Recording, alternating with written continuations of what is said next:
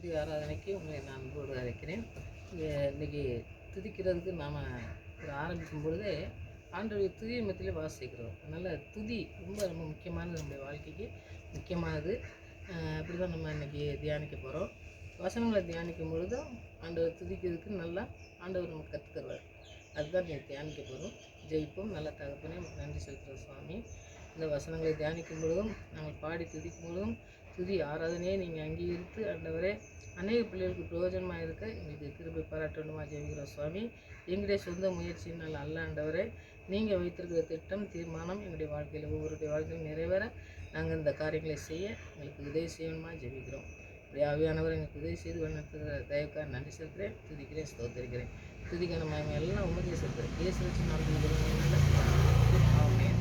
இந்த துதி ஆராதனைக்கு வரும்பொழுது நம்ம முதலாவது நம்ம பாடும் பொழுதே இதயத்தில் முழு இதயத்தோடு ஆண்டவர் என்னை தேடுங்கள், என்னை துதிங்கன்னு சொல்லி ஆண்டவர் சொல்கிறத நீங்கள் பார்க்கலாம். அதுக்கு ஒரு வசனத்தை நம்ம தியானித்து அவருடைய கருத்துக்களை நம்ம படித்து ஜெயிப்போம். ஒரு பாடல் பாடும்பொழுது நம்ம இந்த வசனத்தின் மூலமாக பாடும் பொழுது நம்ம இதயத்துக்கு அது உகந்ததாக இருக்கும், ஆண்டவருக்கும் உகந்ததாக இருக்கும், நம்ம இதயத்துக்கும் நமக்கு ஆண்டவர் கற்றுத்தருக்கிற காரியங்களை நம்ம கற்றுக்கொள்வதாக இருக்கும். அதனால் வசனத்தை நான் சொல்லியிருந்தேன். ஃபஸ்ட்டு எரேமியா 17:9 நீங்கள் படித்து பார்த்தீங்கன்னா எல்லாருக்கும் தெரிஞ்ச வசனம் தான். எல்லாவற்றையும் பார்க்கலும் இருதயமே திருப்புள்ளதும் மகா கேடுள்ளதுமாக இருக்கிறது, அதை அறியத்தக்கவன் யார்? நம்முடைய இதயத்தில் இருக்கிற காரியங்களை ஆண்டவர் மாத்திரம்தான் அறிவார். நம்ம நம்மகிட்ட இருக்கிறத மற்றவங்க பக்கத்தில் இருக்கவங்களோ அதெல்லாம் அறிஞ்சிக்கிடவே முடியாது, ஆண்டவர் அறிவார். அதுதான் நான் இந்த வசனத்துலேருந்து நம்ம அன்றைக்கி ஒரு பாடல் பாடிட்டு இந்த வசனத்தினுடைய காரியங்களை கற்றுக்கொள்வோம். ஆண்டவர் பெரிய காரியங்களை நம்ம கற்றுத் தருவார். எல்லாவற்றிலும் பார்க்கலாம் ஆண்டுடைய வசனம் வார்த்தை நமக்கு இனிமையானது, இது எல்லாருக்குமே தெரியும். அந்த பாடலை தான் இன்றைக்கி பாட போகிறோம். தேனினி மயிலும் இயேசுவின் நாமம் திவ்ய மதுரமாமே, அதை தேடியே நாடி ஓடியே வருவே திருச்சபையானோரே.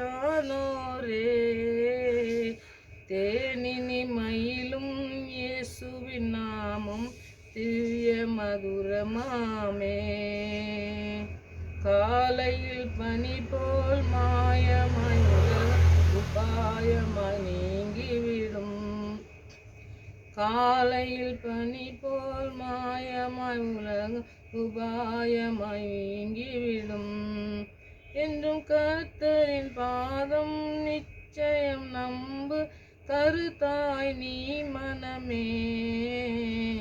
தேனினி மயிலும் இயேசுவின் நாமம் திவ்ய மதுரமாமே. நம்முடைய வார்த்தை, ஆண்டவருடைய வார்த்தை தேனிலும் அதிகமான இன்பத்தை தரக்கூடியது. அதனால் அந்த வார்த்தையை நம்ம சொல்லி நம்ம துதி பாடும்போது ஆண்டவர் அதை அங்கீகரிக்கிறவராக இருக்கார். அதனால் அந்த பாடல் நீங்கள் நிறையா பாடி பாருங்கள். துதியை மத்தியில் வாசிக்கிற தேவனை துதிக்கும் பொழுது நம்ம முழு இதயத்தோடு நம்ம துதிக்கும் பொழுது அந்த துதிக்கு ஏற்ற பலனை நமக்கு ஆண்டவர் செய்வாருங்கிறத நம்ம தியானிக்கலாம். அந்த வசனம் சொன்னேன் பாருங்கள், எரேமியா 17:9. நம்முடைய இருதயம் திருக்குள்ளது. அதாவது இருதயத்தில் ஒன்று சொல்லுவாங்க, வெளியே நடத்துறது ஒன்று நடத்துவாங்க. நம்ம மனுஷன் நம்பும்பொழுது அப்படி தான்.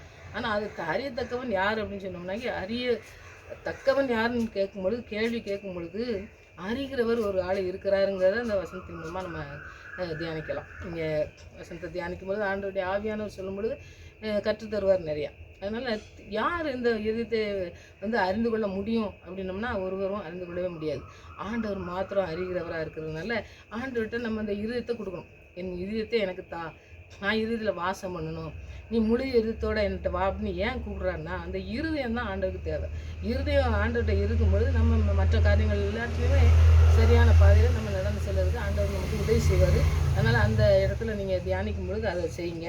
எல்லாவற்றுக்கும் மேலான அசுத்தம் உள்ளது நிறைய இருதயத்துலேருந்து தான் நிறைய காரியங்கள் நமக்கு வெளிப்படுது பார்த்தீங்களா. அது எல்லாருக்குமே தெரியும், அதில் நான் நிறையா போகலை. ஆனால் இருதயத்துலேருந்து தான் எல்லா அசுத்தங்கள் நிறைய காரியங்கள்லாம் நடக்குது. தீங்கு செய்கிறது, மற்றவங்களுக்கு தீங்கு செய்கிறதெல்லாம் இருதயத்துலேருந்து தான் அது வருதுன்னு சொல்லி நம்ம பார்க்கோம். இதை மாற்றுறதுக்கு நம்மளால் யாரால முடியாதுன்னு சொல்கிறாரு. அதனால் யாரால முடியாது, அது ஆண்டவரால் முடியும். அதனால் அந்த இருதயத்தை வந்து நம்ம முழு இருதயத்தோட அவரை தேடும் பொழுது, அவரை துதிக்கும் பொழுது அவர் நம்மளோட வாசம் பண்ணி நம்மளை நடத்துவார் அப்படிங்கிற காரியத்தை இந்த இடத்துல நீங்கள் கற்றுக்கொள்ளுங்க. அதனால் நீங்கள் அந்த காரியத்தை நீங்கள் சொன்னீங்கன்னா அந்த இருதயத்தை மாற்றக்கூடியவர் ஆண்டவர். அதுக்கு ஒரு வசனத்தை நான் சொல்கிறேன். எசேக்கியேல் தீர்க்கதரிசி எழுதின புஸ்தகத்தில் நீங்கள் 36வது அதிகாரத்தில் 26வது வசனத்தை நீங்கள் பார்த்தீங்கன்னாக்கி அது ஆண்டவர் வந்து அந்த இருதயத்தையே மாற்றுறார்.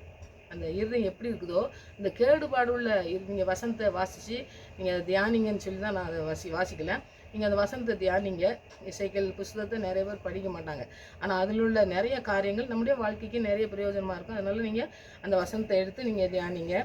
அந்த சரீர பிரகாரமான காரியத்தில் நம்ம வந்து எப்படி இருக்கோம், ஆவிக்குரிய பிரகாரமாக நம்ம வந்து ஆண்டவர் எப்படி நம்மளை மீட்டெடுத்து நமக்கு ஒரு வாக்கு கொடுத்துருக்காரு. நான் ஒன்று மீட்டு கொண்டேன், என்னுடையவன், என்னுடைய பிள்ளை அப்படின்னு சொல்லி நம்ம துதிக்கிறதுக்காக நம்மளை வந்து தெரிந்து கொண்ட ஜனமாக இருக்குது. நம்ம வந்து ஆண்டவரால் தெரிந்து கொண்டால் மாத்திரம்தான் துதியின் மத்தியிலே வாசிக்கிற தேவனை துதிக்க முடியும் முழு இதயத்தோட. அது நான் தேனின் மேலும் மேலான அந்த அன்பை வந்து நம்ம ருசித்தாக மாத்திரம்தான் மற்றவங்களுக்கு சொல்ல முடியும், நம்முடைய வாழ்க்கையில் அதை கடைபிடிக்க முடியும். அதனால் அந்த இதயத்துக்கு நம்ம ஆண்டுடைய இந்த வசனம் சொல்கிற மாதிரி ஆண்டவர் புது காரியங்களை செய்வார், புதிய இருதயத்தை நமக்கு தரக்கூடியவராக இருக்கார். அதனால் ஆண்டவர் துதிக்கும் போது அவர் என்ன செஞ்சுருக்காரு, நமக்கு நம்மளை மீட்டு கொண்டிருக்கிற, நமக்கு எவ்வளோ பெரிய இருதயத்தை, எப்படிப்பட்ட இருதயத்தை தந்திருக்காருங்கிற அந்த வாக்கு கொடுத்ததை அந்த பரிசுத்த ஆவியானவரால் நம்மளை நடத்துகிறார். இப்போ எழுதப்பட்ட வசனங்கள்லாம் உங்களுக்கு தெரியும். இப்போ வேதத்தை நிறைய தியானிக்கிறவங்களாக இருந்தால் தெரியும். வேத வசனங்கள் எல்லாம் ஆவியானவரால் எழுதப்பட்டது. எதுவுமே அவங்க சொந்த இதில் எழுதுனதே கிடையாது.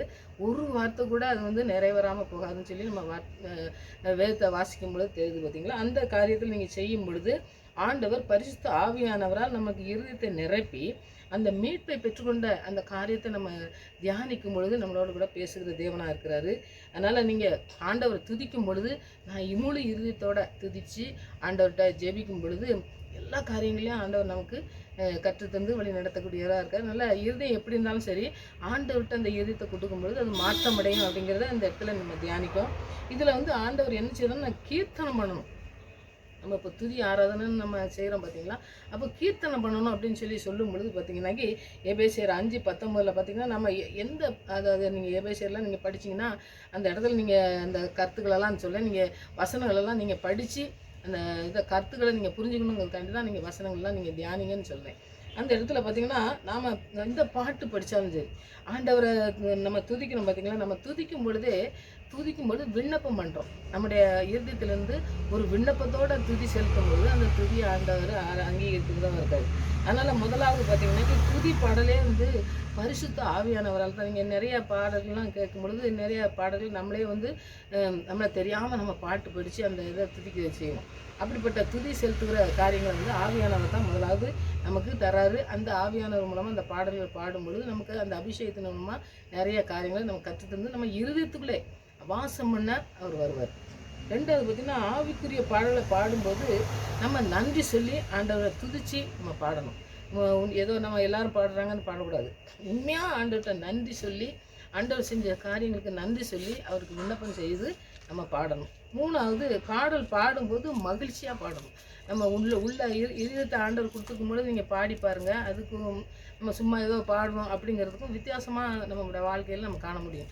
அப்படிப்பட்ட பாடல்கள் இருக்கணும். அப்படிங்கும்போது தேவனை மாத்திரம் மகிமைப்படுத்துகிற பாடல்களாக நம்ம பாடணும். ஆண்டவரை மாத்திரம் தான் மகிமைப்படுத்தணும். வெளியே நம்ம பக்கத்தில் இருக்கவங்க பார்க்காங்க நம்ம சவுண்டு எப்படி இருக்குதோ, நம்ம பாடுறது எப்படி இருக்குதோ அப்படின்னு சொல்லி நம்ம குறைகளையோ நமக்கு நிறைவாக இருக்கலாம், ஒரு வேளை நல்லா தெரிஞ்சிருக்கலாம், அதெல்லாம் நம்ம எல்லாவற்றையுமே ஒதுக்கி வச்சிடணும். நமக்குள்ளதை எதையுமே ஆண்டவர்கிட்ட கொண்டே போகக்கூடாது. ஆண்டவர் என்ன சொல்கிறாரோ, ஆவியானவர் நமக்கு என்ன கற்றுத்ததுக்கா அதை நம்ம பாடி துதிக்கிறோம் அப்படிங்கிற ஒரு முழு இருதயத்தோடு நம்ம வந்து பாடி ஆண்டவரை மகிமைப்படுத்துகிறதா இருந்தோம்னாக்கி இந்த துதி ஆராதனை மூலமாக நீங்கள் நிறையா ஆசீர்வாதத்தை பெற முடியும். அதை தான் முழு இருதயத்தோட ஆண்டவரை தேடணும்.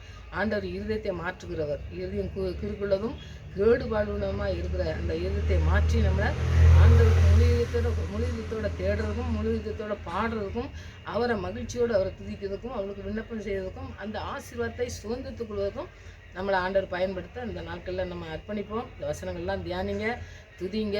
ஆண்டவர் பெரிய காரியங்களை நம்மளை கொண்டு செய்வார்னு சொல்லி விசுவாசத்தோடு நம்ம ஜெயிப்போம். கர்த்தர் பெரிய காரியங்களை செய்வார். ஜெயிப்போம். நல்ல தகப்பனே, நமக்கு நன்றி செலுத்துகிற சுவாமி. உங்களுடைய ஆண்டவரே, உங்களுடைய இருதயத்தை நாங்கள் எனக்கு தான் சொல்லி அழைக்கிற தேவன் எங்களோடு கூட இருக்கிற நன்றி செலுத்துகிற சுவாமி. இந்த இதயத்தை உமக்கு தந்து ஆண்டவர் முழு இதயத்தோடு உண்மை தேடவும், உண்மை ஆண்டவர் ஆராதிக்கவும், உண்மை பாடி துதிக்கவும், நீ செய்த காரியங்களை நன்றி செலுத்தவும், பரிசுத்த ஆவியானவர் எங்களை ஆளுகை செய்ய நாங்கள் அர்ப்பணிக்கவும், எங்களை ஒவ்வொரு உண்மையும் அந்த தகப்பனே அர்ப்பணிக்கிற சுவாமி. நீங்கள் அற்புதமாக எங்களை நடத்தி சென்று உம்முடைய ஆண்டவரே எங்களுடைய வாழ்க்கையிலே உம்முடைய சித்தம் எங்களுடைய வாழ்க்கையில நிறைவேறத்தக்கதான கிருபையை தாங்க. ஒவ்வொரு பிள்ளைகளையும் நீங்கள் எப்படி ஆசிரித்து வழிநடத்த போகிறதா நன்றி செலுத்துகிறேன். வசனங்களை தியானிக்கும் பொழுது உங்களுடைய ஆவியானவர் பேசுகிறதே அவர் சத்தத்தை கேட்டு அதற்கு கீழ்ப்படிந்து முற்றிலுமாக அர்ப்பணிக்க இந்த இதயத்தில் நீங்கள் பிரவேசிக்கணுமா ஜெபிக்கிற சுவாமி. ஒவ்வொரு பிள்ளையுடைய விண்ணப்பங்களுக்கும் நீங்கள் பதில் தந்து வழிநடத்த போகிறதா நன்றி செலுத்துகிற சுவாமி. துதி ஆராதனை ஆசீர்வதித்தபடியா நன்றி. எங்களுடைய ஜெபத்துக்கு பதில் கொடுத்தபடியா நன்றி.